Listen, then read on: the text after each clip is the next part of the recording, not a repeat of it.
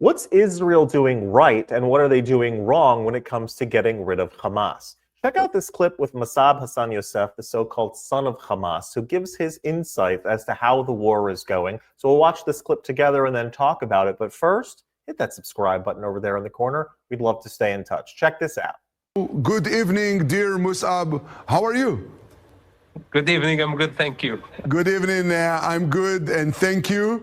How do you see everything that is happening around us? 1 year and a half fighting against the Hamas. What is Israel doing right, and what's wrong? Hamas is not in a good position. They are a dying animal. They know that. And the only card in their hands is the hostage cards, or using their own civilians as human shields. With that said,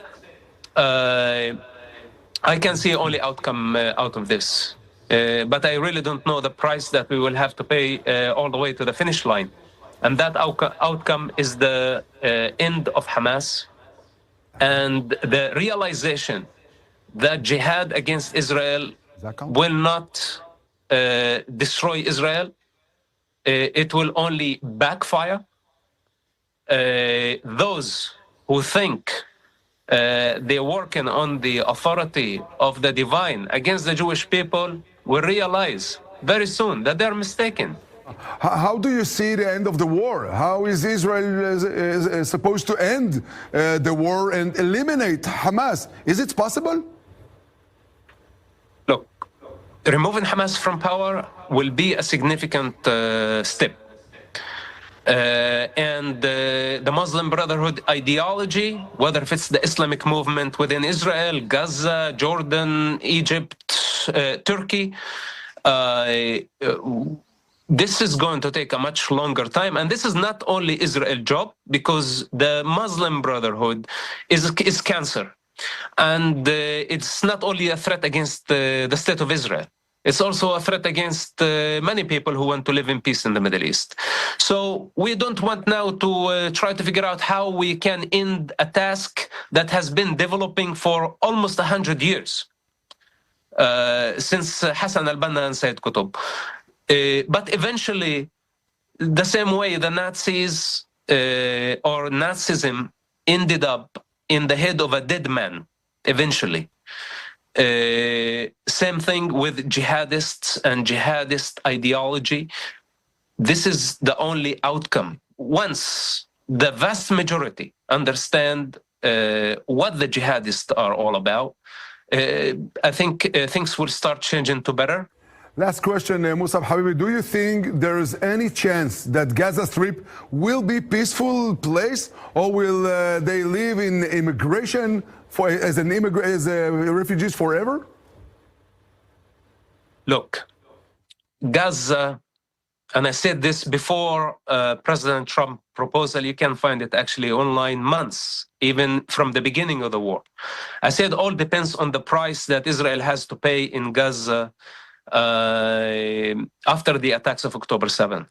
And I think the price is really huge for everybody, for humanity. And it would be a form of insanity to let extremists, jihadists, to rebuild their infrastructure beneath refugee camps. This refugee camp is almost 70 years old. Israel succeeded building a democratic state, and what so-called Palestinians, blinded by their hatred, they succeeded in building refugee camps where the swamp is all over the place, the sewage, no infrastructure, full of corruption, full of hatred, full of oppression, abuse against women, against children, child indoctrination. So now, this movements like Hamas, Hezbollah, Islamic Jihad, they thrive in this type of environment where there is no life, where there is chaos, where there is disease, where there is... this is the climate where their ideology can, hateful ideology can thrive. So dismantling refugee camps, first of all, we help the people of Gaza, because before they did not have a choice. Mm-hmm. Why rebuild a refugee camp? If these people can actually move on into their life, a third country, or wherever they want to go, out of this misery, and have a decent life finally. We don't want to repeat this vicious cycle for eternity. You can say goodbye to Gaza, like most likely, because I don't see any other choice. I hope that the plans of allowing Gazans to choose their future somewhere else, far away from trouble, I hope that this plan will go through. And in my opinion now, the operation on the ground translates to that. This is exactly what's happening. Cut the aid from Hamas, deplete them, and execute as many as you can of these clowns. They are total separation from the divine. They are totally separate from the source. Totally lost in the rabbit hole of their delusion, causing harm to themselves, to their children, to other people's children, and to all those who choose to live and enjoy life. We don't want this. It's enough. Enough is enough. Thank you, Musab. Really. So Masab Hassan Yosef is a very interesting guy in the sense that his father was one of the founding members of Hamas. So he has a unique experiential sort of knowledge in knowing exactly what's in the mindset of Hamas and other groups like it. And he has been a staunch defender, not only since October 7th, but long before that as well, knowing that it's in the interest of the West to get rid of this sort of ideology that wants Islam to conquer the world and for everyone across the world to adapt its laws and ethos and so forth. And so Masab converted to Christianity. He left, obviously, Hamas. He converted to Christianity and has been speaking against this worldview for quite some time at this point.